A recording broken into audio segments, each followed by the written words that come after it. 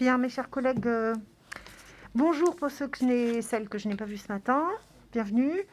Nous allons commencer et nous sommes nos travaux donc pour examiner sur le rapport de Madame Nathalie Sarl, que je remercie, la proposition de résolution adoptée par la Commission des Affaires européennes relative à la loi européenne sur le climat. Je rappelle la procédure prévue par notre règlement. L'article 151-6 prévoit que de telles propositions de résolution sont considérées comme adoptées si, dans le délai d'un mois après leur dépôt, la commission permanente à laquelle elles sont renvoyées n'a pas déposé de rapport. Compte tenu de l'importance des enjeux attachés à la proposition de résolution qui nous a été renvoyée, il m'a semblé utile que notre commission l'étudie et engage un débat approfondi plutôt que de s'en remettre à la procédure d'adoption tacite. Il s'agit de peser sur les négociations européennes en matière d'objectifs de réduction des émissions de gaz à effet de serre. Dans ce domaine, notre commission a beaucoup à dire. Nous allons donc entendre notre rapporteure, Madame Nathalie Sarl, nous présenter la proposition de résolution et faire part de ses observations en une dizaine de minutes. Après une discussion au cours de laquelle interviendront les orateurs des groupes pour 3 minutes chacun, puis les autres membres pour 1 minute.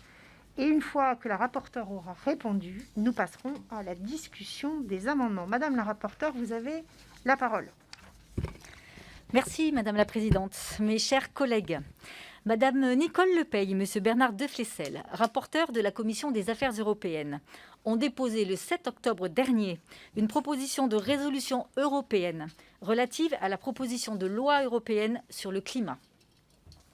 Cette résolution, adoptée à une très large majorité en Commission des Affaires européennes, s'inscrit dans le cadre de l'examen de la proposition faite par la Commission européenne d'un règlement du Parlement européen et du Conseil visant à établir le cadre requis pour parvenir à la neutralité climatique à l'horizon 2050.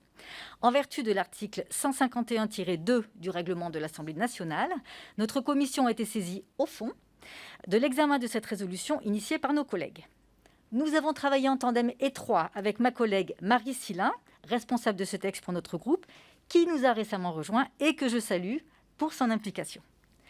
Compte tenu du court délai dont nous disposions, nous avons fait 2 auditions, l'une avec le cabinet du ministère de la Transition écologique, l'autre avec M. Pascal Durand, député européen, membre de la Commission de l'Environnement. Je voudrais donc revenir devant vous sur le processus, sur les 3 étapes de ce processus. D'abord, sur l'élaboration de ce texte et le processus législatif qui l'accompagne en Europe. Ensuite, sur les grandes lignes de la résolution telle qu'elle a été votée par nos collègues de la Commission des Affaires européennes. Et enfin, vous proposer des éléments de consolidation que nous pourrons adopter par voie d'amendement. Sur le processus d'abord. L'adoption de cette loi européenne sur le climat suit un long chemin qui a démarré en fait le 4 mars dernier avec la proposition de la Commission européenne qui est présidée par Madame Ursula von der Leyen. On pourrait même faire remonter ce processus au Conseil européen du 12 décembre 2019 qui a acté l'objectif de neutralité carbone de l'Union pour 2050. Depuis cette date, il y a eu plusieurs étapes qui ont donné lieu à des divergences entre la Commission, le Parlement, le Conseil et certains États. L'ambition de la proposition initiale a été revue à la hausse le 17 septembre dernier en posant désormais un objectif d'au moins 55% de réduction des émissions de gaz à effet de serre en 2030 par rapport au niveau de 1990, alors qu'il est de 40% actuellement. Cependant, cet effort supplémentaire n'a pas été partagé par tous. La Pologne, la Hongrie, la République tchèque s'y sont opposés. En revanche, le Parlement européen, de son côté, s'est prononcé le 7 octobre dernier pour un objectif de réduction de l'ordre de 60% en 2030. Très récemment, le Conseil des ministres du 23 octobre 2020, donc c'est tout récent, s'est toutefois accordé sur un texte, mais sans fixer l'objectif de réduction en 2030, les discussions étant renvoyées au Conseil du 11 décembre 2020.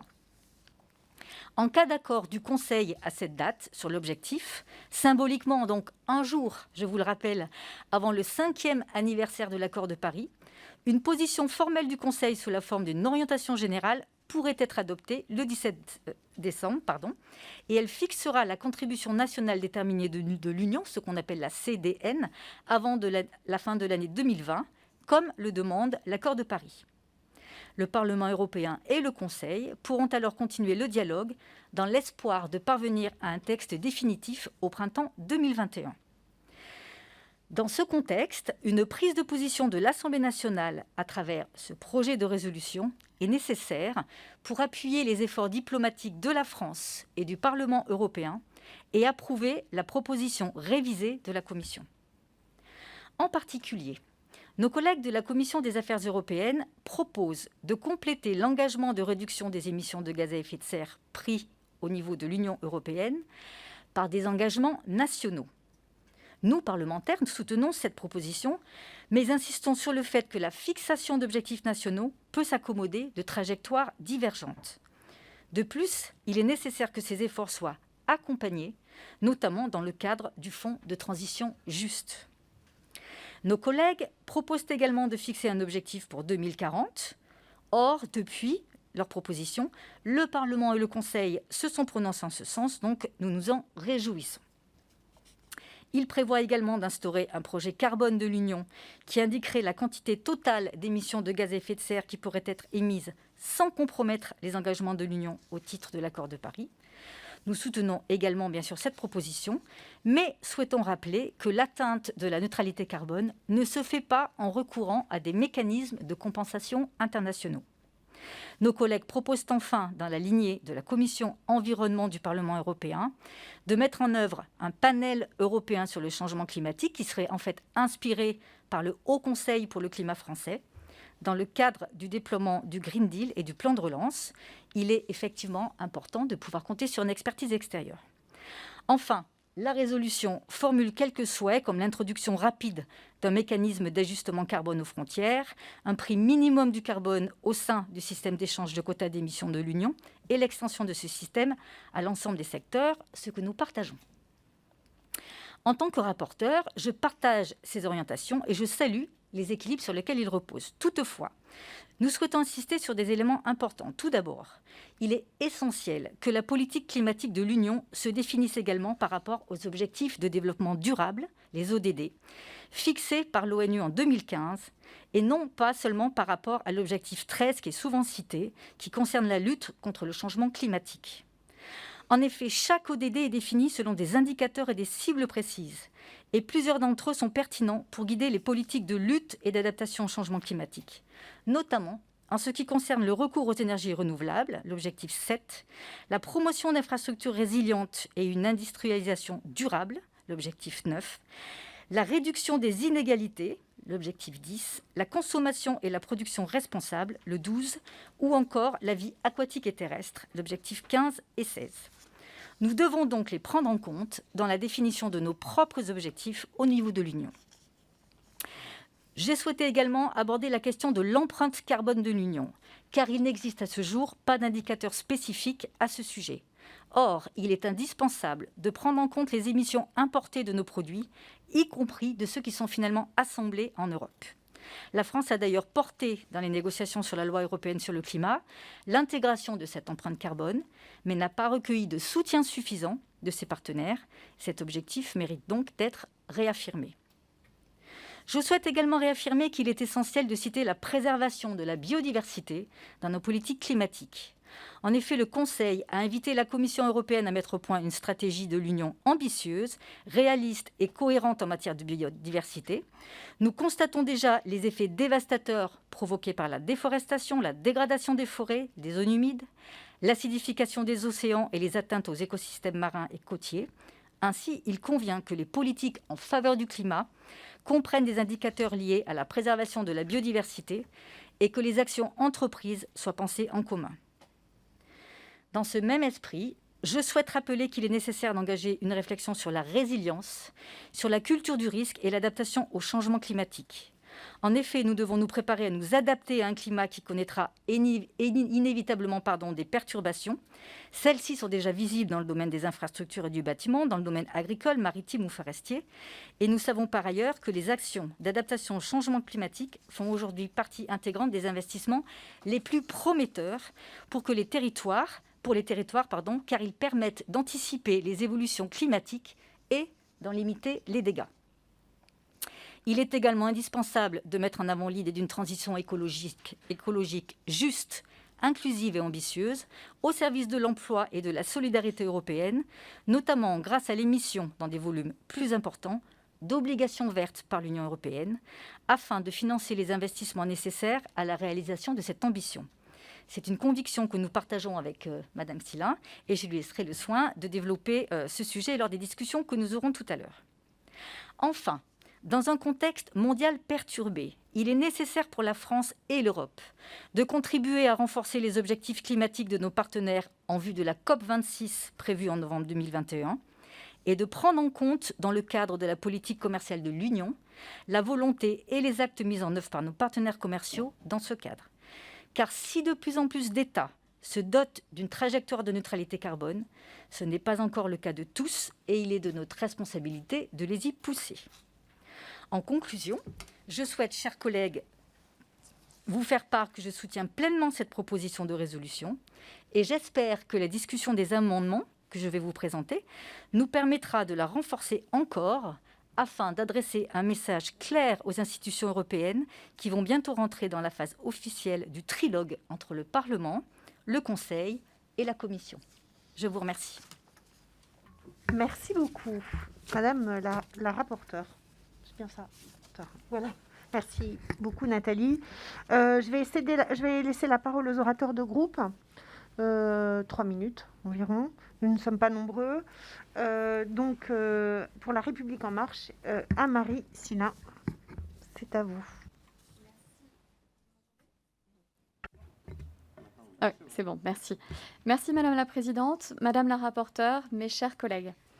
Nous voici à examiner la proposition de résolution européenne de nos collègues députés Nicole Le Peih et Bernard de Flessel, rappelant les engagements pris par l'Union européenne et les États membres en matière de climat. Je me réjouis que nous puissions, au sein de notre commission, apporter notre regard sur de tels engagements et je salue le travail qui fut le vôtre sur ce texte ces derniers jours, Madame la rapporteure. Depuis maintenant des années, nous avons tous en tête que la lutte contre le réchauffement climatique est l'une des batailles, je dirais même la bataille, que doit mener urgemment l'humanité. Dès 2015, avec l'accord de Paris, en 2017, avec le One Planet Summit, ou encore lors de l'intervention du président de la République à l'ONU en septembre 2019, la France ainsi que l'Union européenne se sont posées comme fer de lance sur cette question. Dès son arrivée en 2019, la présidente de la Commission européenne, Madame Ursula von der Leyen, a fait de l'écologie l'un des chantiers majeurs de son mandat. Son souhait est de faire de l'Union européenne la première puissance verte mondiale au travers du pacte vert, le fameux Green Deal. Depuis maintenant plusieurs semaines, les responsables politiques européens se penchent sur la loi climat. D'ores et déjà, les autorités françaises ont exprimé leur soutien à l'amendement proposé par la Commission sur l'objectif de réduction des émissions des gaz à effet de serre d'au moins 55% d'ici à 2030. Nous aurons dans les prochaines minutes à cœur d'affirmer également notre soutien sur ce point. Nous parlons ici de l'Europe, mais nous n'oublions pas ce qui se joue actuellement sur la scène internationale. Je pense naturellement aux élections américaines qui pourraient rebattre les cartes des relations diplomatiques et des engagements internationaux sur les aspects climatiques. Nous présentons cette résolution également dans un contexte particulier, la crise sanitaire, économique et sociale actuelle. La question du climat pourrait paraître secondaire, mais il n'en est rien. Plus que jamais, nous devons porter et rappeler nos exigences. Notre ambition écologique devra être associée à des politiques publiques d'accompagnement des entreprises, de lutte contre la précarité, de politiques commerciales cohérentes, de transformation et d'adaptation au changement climatique. En ces temps difficiles, nous devons porter un message d'espoir et de pragmatisme. Œuvrons ensemble pour que l'Union européenne porte des ambitions fortes en faveur de la transition écologique et de la sauvegarde des emplois. Je vous sais, Madame la rapporteure, soucieuse de ces sujets, et c'est la raison pour laquelle, au nom du groupe de La République En Marche, j'ai l'honneur de présenter ici, quelques instants, des amendements qui vont en ce sens et qui, je l'espère, seront portés par l'ensemble de cette commission. Je vous remercie. Merci, chers collègues. Pierre Vatan, pour Les Républicains.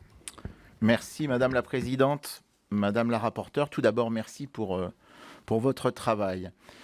La présente proposition de résolution européenne sur le climat arrive devant nous aujourd'hui à la suite de nos collègues de la Commission des Affaires européennes, afin de recueillir notre approbation, tout en donnant notre avis et en promouvant les sujets que nous souhaitons voir pris en compte pour notre pays. Relevant avancées et lacunes, le groupe Les Républicains souligne les qualités de cette proposition et notamment le fait que cette stratégie très ambitieuse de l'Union européenne va dans le bon sens, entendant réduire notre empreinte environnementale sans entamer notre vitalité économique. Le poids des annonces de la Commission européenne et l'efficacité des mesures proposées dans le pacte vert dépendront évidemment de l'accord à trouver entre les dirigeants des 27 sur le montant du prochain cycle budgétaire débutant en 2021. Pour une Europe durable, avec mon groupe Les Républicains, je souhaite ici rappeler et soutenir les propositions concrètes et réalisables auxquelles nos concitoyens adhéreront. Elles ne doivent donc pas se traduire par de nouvelles taxes sur les entreprises ni sur les citoyens. Les propositions du groupe LR sont donc les suivantes. Le soutien et la neutralité carbone de l'Union européenne d'ici 2050 avec un objectif intermédiaire de 55% de réduction des émissions d'ici 2030. Il ne suffit pas de la soutenir, il faut aussi se donner les moyens de l'atteindre et se baser sur des études d'impact sérieuses qui doivent avoir deux buts principaux. Aligner les mesures prises sur des réelles données scientifiques et apporter une visibilité aux acteurs économiques. La défense de la liberté du choix du mix énergétique pour les États membres et une neutralité totale de la Commission sur ce sujet afin de pouvoir défendre l'utilisation du nucléaire au niveau national. L'une des seules énergies à même de nous permettre de remplir nos objectifs de baisse des émissions de carbone. La mise en place au niveau européen d'un observatoire des normes nationales pour s'assurer qu'elles ne constituent pas un outil de discrimination en favorisant les surtranspositions. La recherche. Investir dans la recherche et le développement de toutes les technologies disponibles à faible intensité de carbone ou sans carbone, visant à réduire les gaz à effet de serre. Le soutien à un plan protéines européen qui permet à la fois de soutenir et développer les filières de biocarburants et d'offrir de nouveaux débouchés aux filières agricoles. Il faut revoir à la hausse le taux d'incorporation des biocarburants dans l'essence comme dans le gazole. Enfin, la favorisation de l'économie circulaire et le recyclage des déchets. Développer le marché européen des matières recyclées en imposant notamment un taux de matières recyclées dans chaque emballage. Développer l'information du consommateur, notamment sur l'impact environnemental et l'empreinte sur la biodiversité des emballages. Travailler sur une précision des règles européennes en matière de sortie du statut de déchet afin d'avoir un marché européen du déchet moins fragmenté. Vous l'aurez compris, la présente proposition reçoit le soutien complet des Républicains. Je vous remercie. Merci, chers collègues. Chantal Jourdan, pour les socialistes et apparentés. Oui, c'est ça. Merci Madame la Présidente. Je remercie les rapporteurs donc pour leur travail. Et étant membre de la Commission des Affaires européennes, je vais juste rappeler quelques points qui avaient été déjà évoqués par notre groupe. Tout d'abord, la mise en place d'un mécanisme d'ajustement carbone aux frontières, plus simplement l'idée d'une taxe carbone aux frontières de l'Union est indispensable. Les ressources qui en émaneraient devraient être considérées comme une ressource propre de l'Union européenne et être orientées vers des investissements massifs dans le développement des énergies vertes. L'investissement dans ces énergies nécessite un réel effort bien plus conséquent que ce qui est fait pour l'instant, notamment au niveau des États membres. Il nous semble qu'il faudra aussi regarder les conséquences de quelques décisions que nous prenons. Par exemple, des innovations technologiques nécessitant l'emploi de terres rares, un emploi non exonéré de conséquences écologiques qui peuvent être désastreuses. Voilà. Second point, la proposition de résolution se félicite du rehaussement donc, de l'objectif de réduction des émissions en 2030 pour atteindre moins 55%.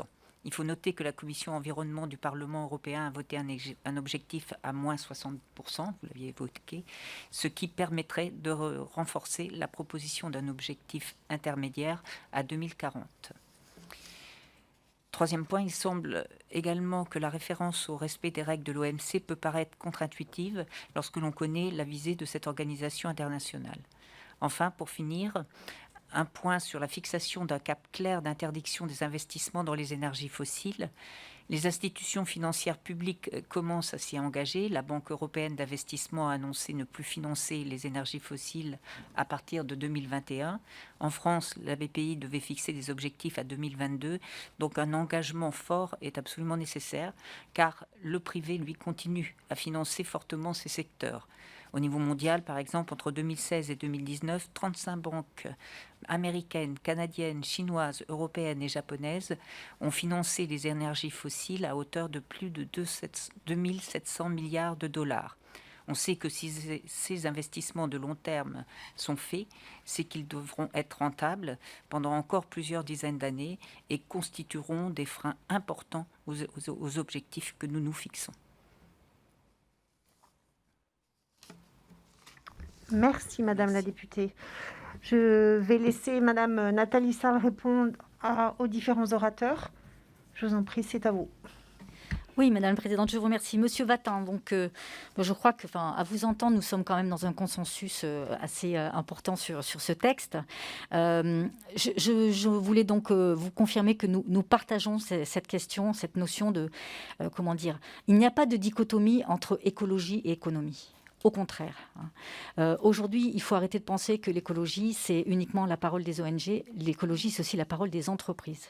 C'est également la parole des consommateurs, les actes des consommateurs. Et donc, nous partageons cette idée que les deux doivent être associés et que par l'écologie, on peut créer de l'économie. Là-dessus, je crois que nous nous rejoignons complètement. Concernant l'objectif, concernant le manque que vous soulignez de l'étude d'impact, effectivement, la Commission des affaires européennes avait déploré l'absence de cette étude d'impact et nous ne pouvons que, effectivement, nous n'avons pas du tout touché à cette remarque qui a été faite à la Commission des affaires européennes, car c'est effectivement un élément qui manque. Sur la liberté de choix du mix énergétique, eh bien oui, il a affirmé. La liberté de choix du mix énergétique, il appartient effectivement à chacun des États. Il est d'ailleurs là aussi rappelé dans le Green Deal. Vous parlez ensuite d'un observatoire de la surtransposition des directives européennes. Donc à ce propos, nous savons déjà que la Commission elle-même est garante, on va dire là pour le coup, de la transposition des directives qui sont émises. Un observatoire de la surtransposition, c'est vrai que ce n'est pas un élément qui a été abordé jusqu'à maintenant dans les différentes propositions, mais c'est effectivement un sujet qui peut être posé sur la table, puisque nous en connaissons bien en France d'ailleurs, les dangers. Et vous savez aussi que notre gouvernement, depuis quelques années, s'efforce de pallier, en tout cas de renoncer à un certain nombre de surtranspositions qui finalement sont un frein au développement de l'activité économique. Concernant le soutien à un plan protéines, effectivement, je pense que cette mesure est plutôt une mesure qui relève en fait de la politique agricole commune, même si effectivement on est aussi dans la question, les questions climatiques et énergétiques, mais en tout cas c'est un sujet qui est traité dans la PAC. Et puis sur la favorisation de l'économie circulaire, en imposant donc la baisse de certains emballages et surtout un marché européen des déchets donc ultime. Je crois que nous sommes également, la France, bien engagée dans cette voie-là avec le dernier texte de loi que nous avons adopté. Mais effectivement, il reste encore à faire, notamment sur des filières européennes de traitement que j'appelle également de mes voeux. Madame Jourdan, alors, sur les mécanismes d'ajustement carbone aux frontières, nous partageons aussi cet avis. D'ailleurs, il a été repris dans l'avis de la Commission des affaires européennes. Effectivement, il faut donner un prix au carbone. Il faut qu'il y ait un mécanisme d'ajustement aux frontières. Il faut que cela serve à financer des investissements verts. Vous avez raison et nous partageons cet avis. Concernant les objectifs de 55 ou de 60%, je crois que si nous avons proposé une formulation qui reprend en fait un objectif d'au moins 55%, qui permet finalement de concilier le 55 et le 60, j'ai envie de vous dire, on est là, me semble-t-il, dans quelque chose de très symbolique, dans un chiffre, voilà, puisque, comme vous le dites, ce qui prime aujourd'hui, ce sont les moyens que nous nous donnons pour atteindre l'ambition que nous affichons. Mais afficher 55 ou 60, aujourd'hui, je crois que c'est surtout les moyens que nous souhaitons déployer qui comptent. concernant le cap clair vers la suppression des énergies fossiles. Vous allez le voir et je vais vous le proposer. Dans les différents amendements que je porte, je veux revenir sur la question de l'empreinte carbone. Et si je veux revenir sur cette question de l'empreinte carbone, c'est que dans l'empreinte carbone, justement, il y a aujourd'hui, on prend 3 indicateurs qui est donc l'empreinte directe, l'empreinte grise et les empreintes indirectes. Et dans les empreintes indirectes, on parle bien des énergies fossiles. Il faut qu'aujourd'hui, la consommation des énergies fossiles rentre vraiment en ligne de compte dans la constitution d'un produit et dans la constitution du prix d'un produit. Et vous savez que la France a pris des engagements forts dans ce sens avec les différentes lois. Une des toutes premières lois que nous avions votées au sein de la Commission développement durable et aménagement du territoire, qui était donc la fin de l'exploitation des hydrocarbures, mais que nous avons, nous, la chance, la France, d'avoir un mix énergétique qui est basé quand même sur une énergie nucléaire décarbonée, réalité que n'ont pas tous les pays du monde. En tout cas, il faut y tendre. D'ailleurs, ça fait également partie des objectifs du texte, vers quand même un pourcentage d'énergie renouvelable important, de façon à réduire cette consommation des énergies fossiles.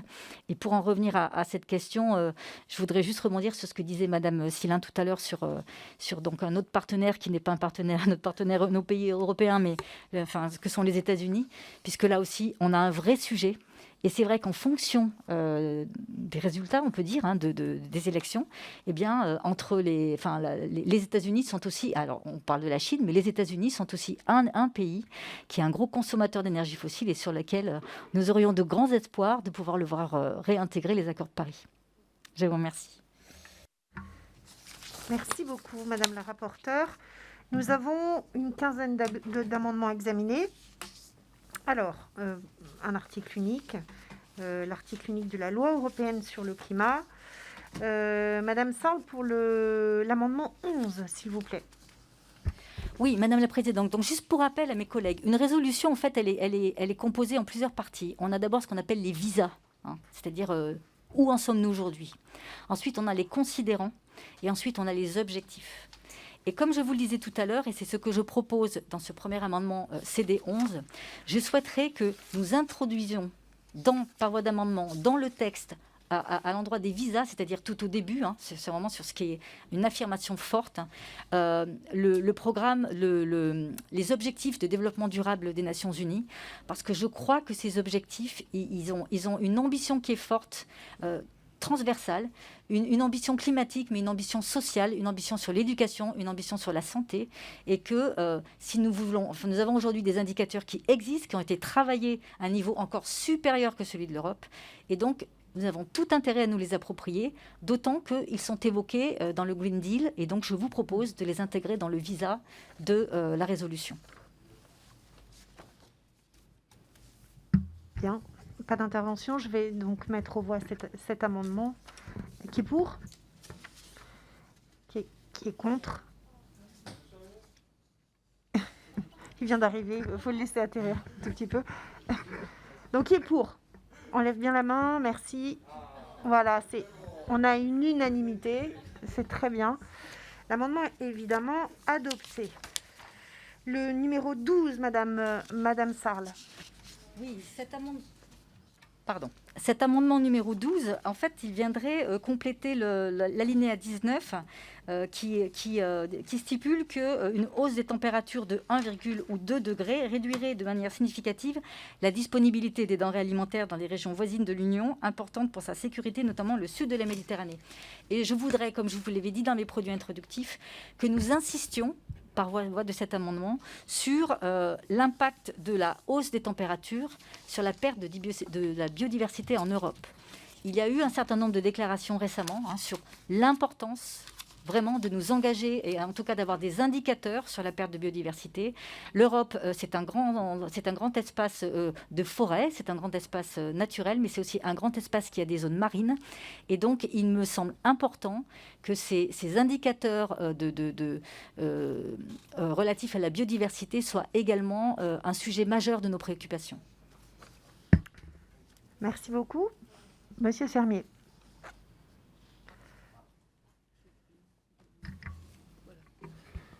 Oui, je voudrais d'abord excuser excusez beaucoup de collègues, puisqu'en même temps se déroule la séance donc dans l'hémicycle, et saluer ceux qui sont ici pour leur dire qu'effectivement, ils nous représentent et on compte sur eux. Vous dire que sur ce texte, évidemment, on est extrêmement intéressé à y travailler, comme l'a dit tout à l'heure Pierre Watin. Sur cet amendement, quand vous évoquez l'augmentation des températures à 1,5 degré, je crois qu'il faut être réaliste et qu'aujourd'hui, on n'est plus dans les températures de 1,5. Il me semble qu'on est à la commission développement durable. Il va y avoir des écrits dans le cadre du compte-rendu de cette commission. Et je ne voudrais pas qu'on puisse laisser croire qu'on est encore sur une stratégie dans cette commission où on ne pourra rester qu'à 1,5 degré de plus.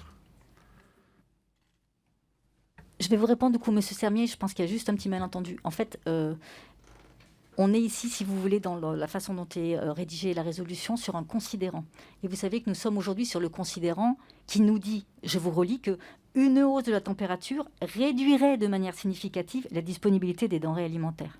Donc, on peut dire qu'une hausse aussi de 3 degrés, voilà. Mais vous savez qu'aujourd'hui, c'est en fait c'est un indicateur qui est toujours martelé, en fait, pris en référence par le GIEC, par les travaux du GIEC.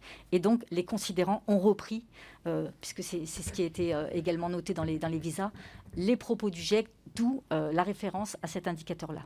Hein. Monsieur Zulesi. Merci beaucoup, Madame la Présidente. Simplement une prise de parole très courte, simplement pour souligner la pertinence de cette proposition de notre rapporteur. Parce que lorsque on parle de l'impact de la hausse des températures, et je pense que notre rapporteur l'a dit tout à l'heure, on peut aussi penser à l'impact que ça peut avoir sur notre Méditerranée, et en particulier sur nos lagunes méditerranéennes. Je me suis beaucoup investi sur le sujet de l'étang de Berre, vous le savez, qui est un exemple en la matière. Et donc, nous voterons forcément cette proposition d'amendement parce qu'elle va dans le bon sens. Nous demandons désormais de l'action pour avancer sur ce type de proposition. Merci beaucoup. Je vais mettre aux voix cet amendement, le numéro 12, qui est pour, qui est contre. En fait, il est unanimement adopté. Le numéro 13, Madame la rapporteure. Oui, Madame la Présidente, cet amendement, en fait, c'est le pendant du premier amendement que nous avons voté, que nous avons intégré dans les visas. Or, ici, nous souhaitons à nouveau le mettre, enfin en tout cas l'insérer dans le texte au niveau de l'alinéa 21, c'est-à-dire après l'objectif de neutralité climatique de l'Union à l'horizon 2050, cohérent avec l'accord de Paris. Et nous souhaitons dire que l'ensemble des politiques climatiques de l'Union se réfèrent aux objectifs de développement durable. Voilà. Merci beaucoup. Je vais mettre aux voix cet amendement, le numéro 13, qui est pour. Il est adopté. Le numéro 14, Madame la rapporteure. Alors, cet amendement 14, c'est un amendement qui me tient particulièrement à cœur, puisqu'il comprend, en fait, il concerne cette question de l'empreinte carbone. Le Haut Conseil pour le climat, qui est quand même l'organisme que nous avons désigné pour nous accompagner dans nos politiques de transition écologique, enfin nos politiques climat, on va dire, si on parle spécifiquement du climat, nous a rappelé encore récemment l'importance de cet indicateur qui était l'empreinte carbone. Aujourd'hui, vous savez qu'on calcule cette empreinte carbone à partir de 3 indicateurs, comme je vous le disais tout à l'heure. L'empreinte indirecte, c'est-à-dire le process de production. L'empreinte grise, c'est-à-dire toutes les activités qui sont en amont de la production. Et puis l'empreinte directe, c'est-à-dire la combustion des produits fossiles. Nous pouvons calculer l'empreinte carbone d'un citoyen en Europe ou d'un ménage. Vous savez qu'en France, l'empreinte carbone d'un Français moyen est de 11,5 tonnes équivalent CO2 et que, selon bien entendu le mix aussi énergétique dont nous disposons, cette empreinte carbone varie énormément.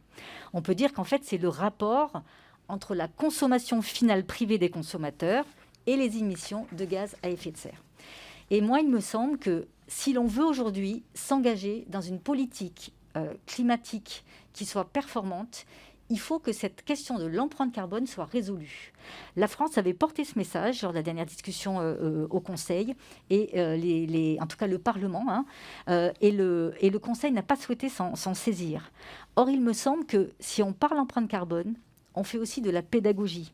C'est-à-dire, moi, consommateur final, quand je consomme un produit, qu'est-ce que je consomme et quelle est mon empreinte carbone ?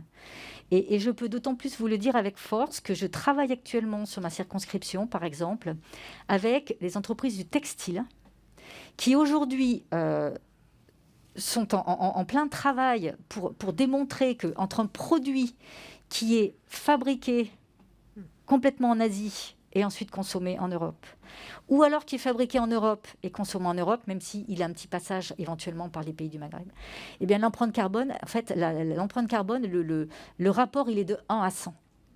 Et donc, je pense que, vous voyez, on aurait là vraiment un sujet à porter. Et pour cette raison, je vous le propose, parce que je pense que ça nous permettrait d'adapter notre stratégie industrielle, de mieux informer les ménages, comme je vous le disais, d'encadrer également les politiques commerciales de l'Union européenne, et puis d'orienter nos coopérations internationales. Oui, je vous en prie, Monsieur Pichereau. Ouais, merci Madame la Présidente, Madame la Rapporteure. Effectivement, c'est réellement central. On parlait tout à l'heure de mécanismes de compensation carbone aux frontières. J'y suis tout à fait favorable, mais le préalable, il est là. En réalité, c'est de dire comment on est capable de comptabiliser le carbone d'un produit fini qui rentre en Europe. Donc réellement, la France doit être présente sur ce sujet parce que l'Europe doit demain être en capacité d'avoir une réelle analyse du cycle de vie carbone d'un produit, de la planche à dessin jusqu'à la destruction ou le recyclage. C'est réellement central pour ces questions environnementales. Monsieur Vattin. Merci Madame la Présidente. Oui, Madame la Rapporteure, je vous félicite pour cet amendement parce que je pense qu'effectivement, on a énormément de travail à faire sur le produit lui-même, mais sur les conditions dans lesquelles les produits qui l'ont fabriqué arrivent jusqu'à nous et sur les lieux de fabrication, parce que on voit, on a des tas d'exemples où on met fabriqué en France juste parce que on a refermé la boîte et on ne sait pas du tout d'où ça vient puisqu'il n'y a aucune étiquette et il n'y a aucune traçabilité. Merci à vous. J'ajoute aussi que ce sont des dispositions prises dans la loi économie circulaire, mais sans aller jusqu'au niveau de l'indicateur. Il me semble que notre commission serait bien avisée de se saisir de ce sujet de façon sur le fond et d'être porteur d'un travail approfondi, en tout cas, sur cette question. Et si je puis me permettre, Madame la Présidente, c'est aussi en ce sens que ça fait partie un peu des sujets que j'avais proposés pour une mission, parce que vous voyez, je pense que là, on aurait ensemble, en plus je crois qu'on est unanime, on est assez unanime sur ce sujet, et qu'on pourrait vraiment travailler ensemble, parce que nous avons tous des exemples précis, en plus de produits finis, en fait, qui sont concernés. Et à partir d'exemples concrets, on pourrait arriver à établir un indicateur qui serait parlant pour nos concitoyens. Monsieur Vattin. Oui, c'était pour ajouter le fait que quelquefois le prix d'un produit fabriqué près de chez nous est plus élevé, mais que ça serait un bon moyen de sensibiliser les Français à payer un tout petit peu plus cher et à créer éventuellement des emplois en France. Je pense tout simplement aux masques. On nous a dit tout de suite, il faut les fabriquer en France, et puis dès qu'on a eu des masques, on les a achetés au moins cher. C'est vrai qu'en supermarché, entre une boîte à 5 € et une boîte à 30 €, bon, on se pose pas la question de savoir d'où ça vient, on regarde juste qu'on paye moins cher. Absolument. Je vais mettre aux voix cet amendement numéro 7, qui est pour. Il est adopté. Pardon. J'ai tourné un peu vite. C'était le 14. Oui, parce que je l'ai mis de côté. Pour la mission, en perspective de la mission, Madame la rapporteure. Le numéro 7, Madame la rapporteure. Oui, le numéro 7 ici, il concerne donc l'alinéa 22. Je voudrais aussi tout aussi fort que je porte ce message de l'empreinte carbone, je voudrais, et je crois que nous partageons également cette préoccupation, redire combien il est important que le changement climatique, c'est aussi l'adaptation au changement. Et aujourd'hui, je crois d'ailleurs que notre ministre le rappelle assez souvent, nous vivons des événements climatiques qui nous obligent à anticiper et à du coup nous engager dans une culture du risque. Et c'est en nous engageant dans une culture du risque que nous parviendrons à être résilients. Et tant que nous ne nous engageons pas dans cette culture-là, nous ne serons pas résilients.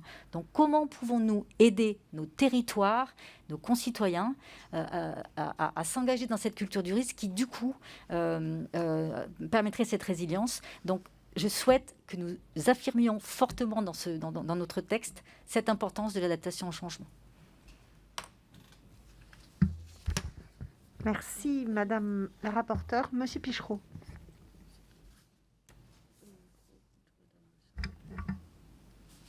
Merci Madame la Présidente, Madame la rapporteure.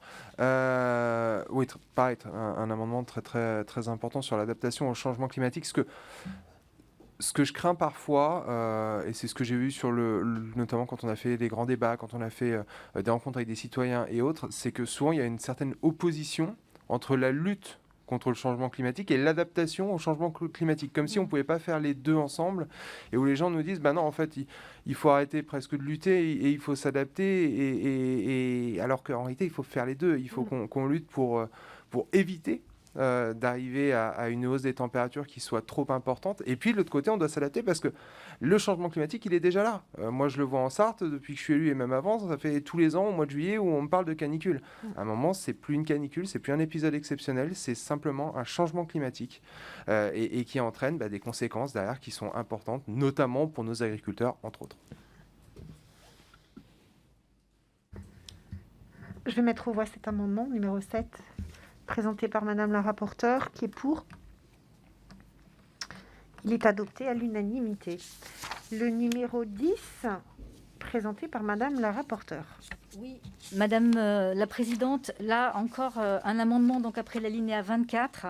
Me semble-t-il il faut, parce que nous avons aussi beaucoup travaillé ce sujet, que nous rappelions la nécessité donc du rôle important joué par le verdissement des transports. Le verdissement des transports, c'est la flotte, c'est les infrastructures. Nous avons eu d'ailleurs cette discussion ce matin en commission. Mais c'est également les corridors de déplacement que nous pouvons instaurer au sein de l'Europe et les corridors de déplacement collectif. Je pense notamment à un corridor ferroviaire qui pourrait permettre de relier le sud de l'Europe au nord de l'Europe, en tout cas sur des grands axes. Nous sommes, même si nous savons que nous allons aujourd'hui nous engager dans d'autres modes de vie parce que cette crise sanitaire aujourd'hui nous y oblige. Mais les mobilités continueront d'exister, les échanges entre pays continueront d'exister, surtout au sein de l'Europe. Et donc cet objectif, cette préoccupation de verdissement des transports, je pense qu'il est important de le réaffirmer à ce stade. Merci. D'autant qu'il est créateur d'emplois, si je puis me permettre, Madame la Présidente. C'est d'ailleurs ce que je mets dans l'exposé sommaire des motifs, c'est qu'on sait qu'un investissement conséquent dans la transition aboutit aussi à des emplois. Et pour le verdissement des transports, on est aussi dans ce schéma-là. Merci beaucoup, Madame la rapporteure. Je vais mettre aux voix l'amendement numéro 10 de Madame la rapporteure, qui est pour. Il est adopté à l'unanimité. Le numéro 15 de Madame la rapporteure. Oui, alors après, je vais laisser la parole à ma collègue, mais là encore, après la ligne 24, je souhaite rappeler toujours, encore une fois, la complémentarité entre la définition de la stratégie européenne pour la biodiversité et la lutte contre le changement climatique. Je crois qu'on ne peut pas dissocier les deux. D'ailleurs, j'ai presque regretté, après finalement avoir fait ces travaux, je me suis dit, on n'a pas beaucoup parlé d'agriculture, mais quelque part, quand on parle biodiversité, on parle aussi, je pense, indirectement de l'impact de l'agriculture. Et puis on a la politique agricole commune qui est aujourd'hui là pour définir les axes de travail. Mais en tout cas, je souhaite redire cette complémentarité entre ces deux politiques. Merci. Je vais mettre aux voix l'amendement numéro 15 de Madame la rapporteure, qui est pour. Il est adopté à l'unanimité. Le numéro 1, présenté par Madame Silla. Merci Madame la Présidente. Alors, il s'agit très simplement, comme vous le voyez à l'alinéa 26, de considérer que l'objectif dont nous avons parlé est bien de 55% minimum pour permettre la mise en œuvre d'une politique communautaire ambitieuse en matière de neutralité climatique. Donc 55%, on considère que c'est un minimum. Votre avis, Madame la rapporteure ? C'est bien. Madame la Présidente, chers collègues, oui, effectivement, je souscris à cette écriture.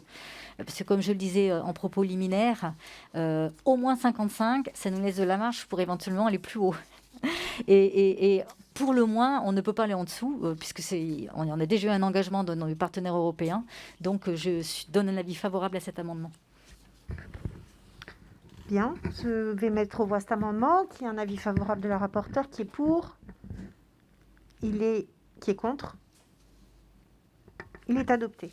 Le numéro 2, présenté par Madame Sina. Merci Madame la Présidente. Donc après l'alinéa 27, donc à ce jour, il s'agit de souligner la nécessité de poursuivre ces ambitions, notamment sous l'angle diplomatique.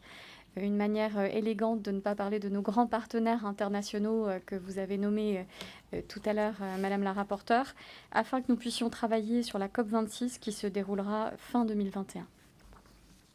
Votre avis, Madame la rapporteure, sur cet amendement numéro 2? Oui, je crois là encore, chers collègues, que nous devons être exemplaires. Voilà, l'Europe doit être exemplaire, elle doit être ambitieuse. Nous sommes quand même une communauté qui avons des moyens, des ambitions, enfin à la hauteur de nos moyens.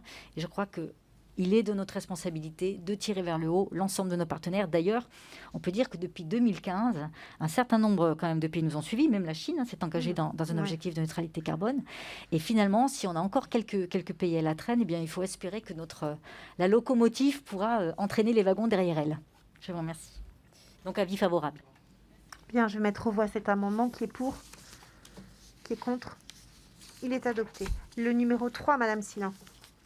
Merci Madame la Présidente. Donc après l'alinéa 32, l'objectif c'est vraiment de se focaliser sur l'aspect social de cette transition. Donc l'objectif c'est bien de protéger et de sauvegarder les emplois des citoyens français et européens et de lutter contre la précarité, notamment dans le contexte très particulier que nous connaissons tous. Madame la rapporteure, votre avis? Oui, je crois qu'aujourd'hui, encore plus, avec la crise sanitaire que nous vivons et les annonces quand même de dépression économique qui nous tombent un petit peu dessus de jour en jour, ce sujet est d'autant plus d'actualité. Je crois qu'il faut que nous ayons la conscience et en tout cas la volonté d'aller vers les plus vulnérables et de ne laisser personne sur le bord de la route, parce que nous savons qu'aujourd'hui, c'est justement les personnes les plus précaires qui souffrent de la situation. Donc, avis favorable. Je mets aux voix l'amendement numéro 3, qui est pour. Il est adopté à l'unanimité. Le numéro 9, Madame Sarle. Alors, l'Europe, c'est un grand marché. L'Europe, elle a des ambitions, elle a un plan de relance. Et l'Europe, elle a aussi, déjà aujourd'hui, s'est engagée par le biais de ce qu'on pourrait appeler de consortium industriel ou technologique sur des sujets que nous devons porter, non pas uniquement à un niveau national, mais à un niveau beaucoup plus élargi. Je pense à la question de l'hydrogène, je pense à la question des batteries vertes. Nous avons d'autres sujets que vous avez abordés les uns et les autres tout à l'heure en propos liminaires sur peut-être des filières de recyclage des déchets, d'élimination. En tout cas, nous avons cette capacité, cette matière grise que nous devons pousser aujourd'hui avec un appareil de production correspondant. Et l'Europe doit porter ses projets. Ça ne doit pas être uniquement les États qui doivent le faire, mais cette union qui existe entre les 27 pays doit être force de proposition pour porter ces sujets-là. Monsieur Pichereau. Oui, très rapidement. En plus de tout ça, je soutiens évidemment. Il y a aussi un travail à faire sur l'harmonisation des réglementations au niveau européen.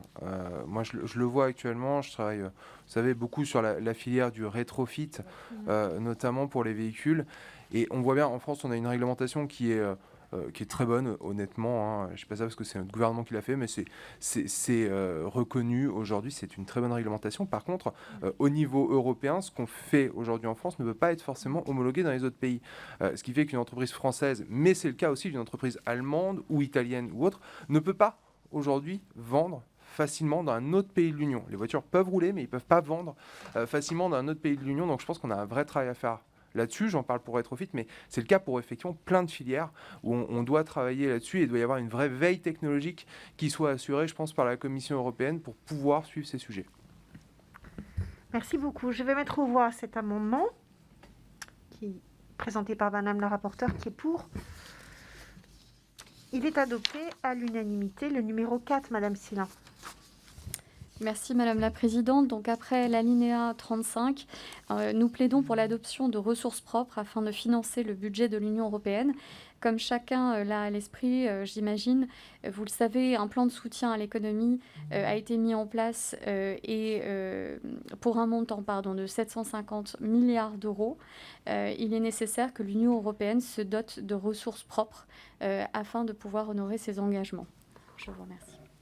Merci. Madame la rapporteure. Oui, et je crois que nous pouvons d'ailleurs insister, Madame Silin, chers collègues, d'ailleurs, c'est un sujet qui nous a été vraiment, sur lequel notre collègue député européen, Pascal Durand, a beaucoup insisté. Effectivement, on peut avoir toutes les ambitions du monde. Si nous n'avons pas les ressources, nous ne pourrons pas nous engager dans ce plan de relance. Et aujourd'hui, avec la crise que nous connaissons, nous savons que nous aurons plus que jamais besoin de ressources pour financer cette relance verte. Donc, je donne un avis favorable. Monsieur Vattin. Oui, Madame la rapporteure, est-ce que vous pourriez nous préciser comment éviter les hausses d'impôts? Alors, vous voulez dire au niveau national? Parce que moi, je n'ai pas le budget de l'Europe entre les mains, mais... Taxe carbone. Pardon? Ah oui, avec la taxe carbone aux frontières. Oui, puisque de toute façon, c'est le contribuable européen, que ce soit une entreprise ou un particulier, qui financera l'Union européenne. Donc, si à partir du moment où il y a des ressources propres, ça veut dire qu'il y a un impôt qui est créé d'une manière ou d'une autre. Enfin, un impôt, une taxe, comme on veut. Alors, on a déjà fait une proposition en ce sens, qui est en fait la taxe carbone aux frontières de l'Europe, puisque l'idée, ce serait quand même bien qu'avec une taxe carbone, nous puissions du coup dégager des ressources pour financer ces investissements. Et puis, vous savez aussi que la France pousse énormément pour qu'il y ait des taxations sur un certain nombre de produits issus des GAFA. Et là encore, je pense qu'il faut que... Bon, nous portons ce sujet, nous, la France, mais il faut que petit à petit, l'ensemble de l'Europe, là aussi, nous suive, parce que ce sera un moyen de percevoir des recettes sans justement augmenter les impôts à l'intérieur de l'Europe. Madame Silin. Oui, merci Madame la Présidente. C'est un vaste sujet, un vaste débat, mais lors de nos échanges avec Monsieur l'eurodéputé Pascal Durand, on a évoqué par exemple la perspective de taxer les GAFA. Voilà, donc il y a différentes propositions qui sont sur la table, qui peuvent être envisagées, mais je pense que l'exemple du retrait britannique nous invite à une certaine prudence et à trouver d'autres formes de ressources pour l'Union européenne également. Merci. Monsieur Pichereau. Ouais, il faut réfléchir aussi de manière globale, je pense. Il y a effectivement d'un côté les recettes qui peuvent être apportées pour financer un budget de l'Europe dédié sur ces questions. Dont vous avez parlé, taxes aux frontières notamment, les GAFA, on pourrait penser aux transactions financières ou autres, mais il y a surtout derrière les économies qu'on peut faire. À partir du moment où vous mettez une taxe aux frontières, une taxe carbone aux frontières, vous encouragez, au-delà d'une forme de relocalisation, vous encouragez une force d'implantation de certaines entreprises au sein de l'Europe et donc de la création d'emplois. De la même manière, en ayant ce type de fonds, vous allez favoriser le développement durable et donc de la création d'emplois. Donc, réellement, je pense qu'il convient, au-delà de réfléchir sur la seule question de l'impôt, de réfléchir vraiment de manière globale à quel bienfait le développement durable peut apporter à notre économie. Merci beaucoup. Je vais mettre aux voix l'amendement 4, qui est un avis favorable de la rapporteure, qui est pour. Il est adopté à l'unanimité. Le numéro 5, Madame Silin. Merci Madame la Présidente. Donc après l'alinéa 40, il s'agit de prévoir des indicateurs de santé environnementale dans la définition de la stratégie européenne de réduction des émissions de gaz à effet de serre. Je pense, chers collègues, que la pandémie internationale que nous connaissons actuellement nous invite à une certaine humilité, une certaine prudence, et que prévoir ces indicateurs spécifiques nous semblerait utile. Voilà, merci. Madame la rapporteure. Oui, la question de la santé, c'est vrai que c'est un sujet que nous abordons finalement assez peu dans cette commission. Vous savez qu'en ce moment, il y a une mission parlementaire, une commission d'enquête, une commission d'enquête sur la santé environnementale qui est menée par notre collègue Elisabeth Toutu-Picard. Là encore, nous avons la responsabilité de la santé de nos concitoyens. Et cette question de l'indicateur de santé environnementale, il est indispensable. Nous avons déjà commencé à travailler sur un certain nombre de sujets dont nous savons qu'ils ont un impact important sur la santé, que ce soit la pollution de l'air, les perturbateurs endocriniens, etc., mais les pesticides, pourquoi pas. En tout cas, ces indicateurs, il serait important qu'au niveau également de notre territoire européen, ils soient définis. Donc, je donne un avis favorable. Je vais mettre au voie l'amendement numéro 5, avec un avis favorable de Madame la rapporteure, qui est pour, qui est contre. Il est adopté. Le numéro 8, présenté par Madame la rapporteure. Oui, je crois que ce sera mon dernier amendement, ou peut-être l'avant-dernier. Avant-dernier. Alors, cet amendement, en fait, il a été un petit peu inspiré par les discussions que nous avons eues aussi au sein de notre propre Assemblée, et aussi par les lectures que j'ai pu faire avec notamment un député européen qui s'appelle Pascal Canfin, qui, vous savez, travaille beaucoup sur les sujets de ce qu'on appelle la taxonomie. Et donc, l'idée aujourd'hui, c'est de dire, dans un contexte de dépression économique, il est évident qu'aujourd'hui, la préoccupation des entreprises, ça va être la sauvegarde de l'emploi. Et donc, on ne va pas s'amuser à taxer les entreprises. Donc, on ne va pas demander de contrepartie à des aides. En revanche, je souhaiterais quand même que nous indiquions combien il est important d'accompagner les entreprises dans leur transformation écologique de leur appareil de production, notamment lorsqu'elles perçoivent des aides publiques. Et là aussi, vous savez que Pascal Canfin, par exemple, propose que des indicateurs soient donnés, qui sont des indicateurs sur les fonctionnements, mais également sur les investissements. Et je pense que là aussi, sans faire des usines à gaz, il serait important que nous puissions quand même affirmer qu'une aide publique doit quelque part pouvoir aussi être accompagnée pour une transformation, en fait, pour la transformation qui irait dans le sens du bien-être pour tous, et pas uniquement dans le sens d'une transformation d'une entreprise. Merci beaucoup, Madame la rapporteure. Je vais mettre aux voix cet amendement numéro 8, qui est pour. Il est adopté. Le numéro 6, Madame Silla. Merci Madame la Présidente. Donc il s'agit, après l'alinéa 41, de plaider pour le recours régulier à des outils de consultation citoyenne afin de valider les orientations prises par les institutions européennes en matière de stratégie de lutte contre les changements climatiques. Je pense que nous avons tous conscience que nous vivons une triple crise actuellement, notamment une crise démocratique, et nous souhaitons, par le biais de cet amendement, associer la démocratie représentative à la démocratie participative. Je pense par exemple à une initiative française en matière de plan national de santé qui a été lancée il y a quelques jours par le ministère de la Santé et le ministère de la Transition écologique, avec une consultation ouverte auprès des citoyens. Voilà, je vous remercie. Merci, Madame la députée. Madame la rapporteure. Oui, je partage cet avis, bien entendu, de tout ce qui peut permettre à un moment à chacun de s'approprier les sujets sur lesquels travaille l'Europe, qui paraît toujours une institution très éloignée de la préoccupation du concitoyen, est utile, d'autant qu'avec aujourd'hui les outils numériques, c'est possible. Alors, comment vraiment sensibiliser nos concitoyens, je ne sais pas, mais en tout cas, sur le fond, sur l'idée, je partage cette préoccupation et je donne un avis favorable à votre amendement. Monsieur Vattin. Oui, merci Madame la Présidente. Madame la rapporteure, comment est-ce qu'on peut préciser les choses à ce moment-là? Parce que c'est donner la porte ouverte à tous les lobbies à partir du moment où on ne passe pas par un institut de sondage pour savoir qui pense quoi de la politique européenne.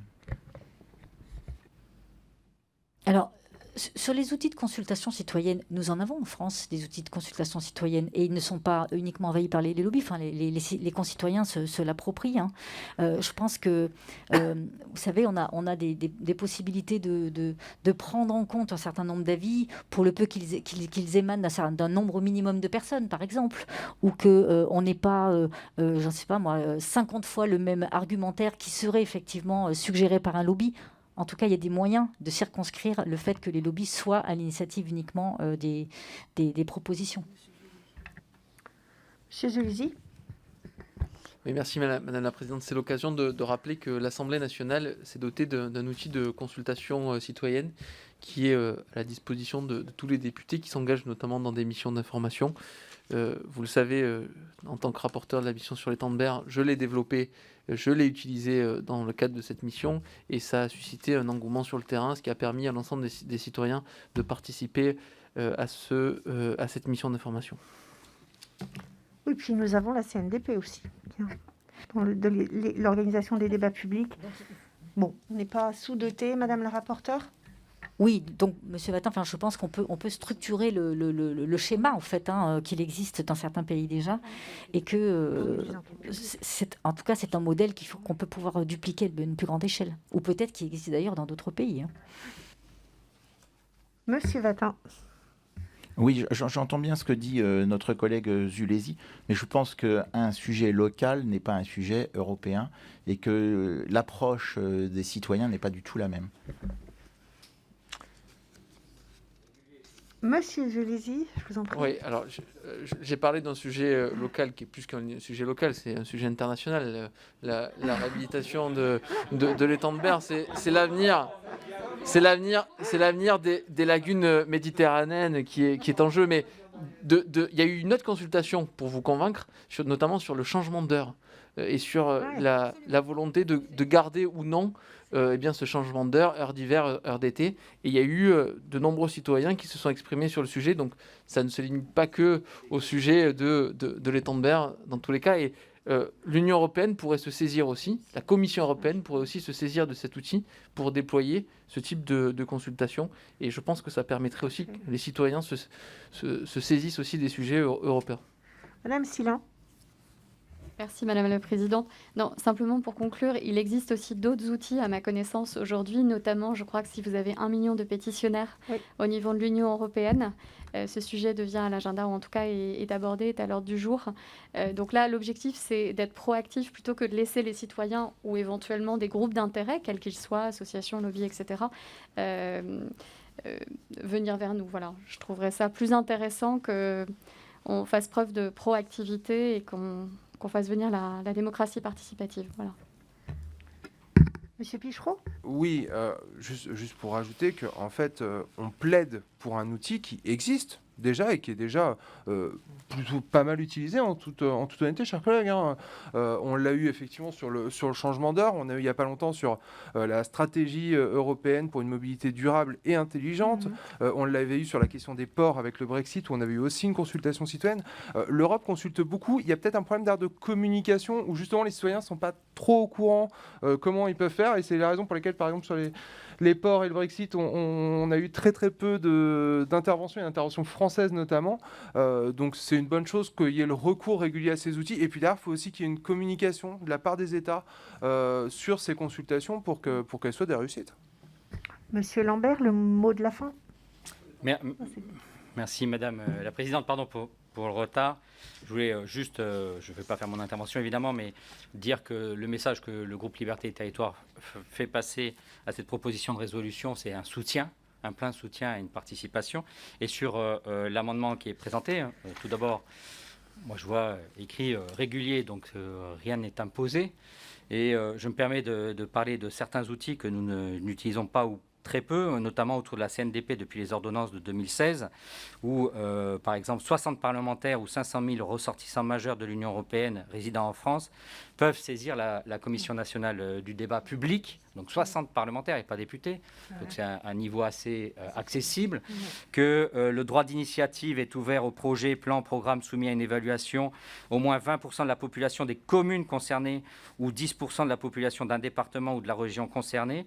Ça peut être, et ce sont les ressortissants européens de ces collectivités, donc on voit qu'on est dans l'esprit européen et non dans l'esprit propre à des élections dites nationales. Ça peut être à l'initiative du conseil régional, d'une association agréée de l'environnement, et ça peut aussi être par un volontarisme de certains porteurs de projets. Donc rajouter, insister rappeler que nous rentrons dans une nouvelle forme de démocratie qui peut pour certains être gênante, mais qui est la démocratie de ce 21e siècle, beaucoup plus participatif, avec beaucoup d'outils, peut-être un peu trop, mais ce n'est pas le sujet du débat, est extrêmement important et donc je soutiens pleinement cet amendement. Merci beaucoup. Je vais mettre aux voix l'amendement numéro 6 de Madame Silin, qui est pour, avec un avis favorable de Madame la rapporteure, qui est pour, qui est contre. L'amendement est adopté. Eh bien, je vais mettre aux voix la proposition de résolution relative à la proposition de loi européenne sur le climat, qui est pour. Cette proposition de résolution est donc adoptée à l'unanimité. Merci, mes chers collègues, Madame la rapporteure, Madame Silin, pour votre vraiment très bon travail. On sentait très belle coordination entre vous. Deux petits rappels à votre attention. La semaine prochaine, nous nous retrouvons, pour ceux qui le souhaitent, mais nous sommes fortement invités à y participer, lundi, en fin de matinée, milieu de matinée, l'examen des crédits des missions budgétaires écologie dans le cadre du projet de loi de finances 2021. Et nous nous retrouverons pour une audition le 10 novembre à 17h15 de M. Yves Le Breton, directeur général de l'Agence nationale de la cohésion des territoires, sur le programme Petite Ville de demain. Et je vous souhaite en visio, et vous aurez les codes de la visio, donc ça sera 100% visio. Voilà, bonne fin d'après-midi à vous. Merci. Et encore merci. Merci à vous aussi. Merci Nicolas.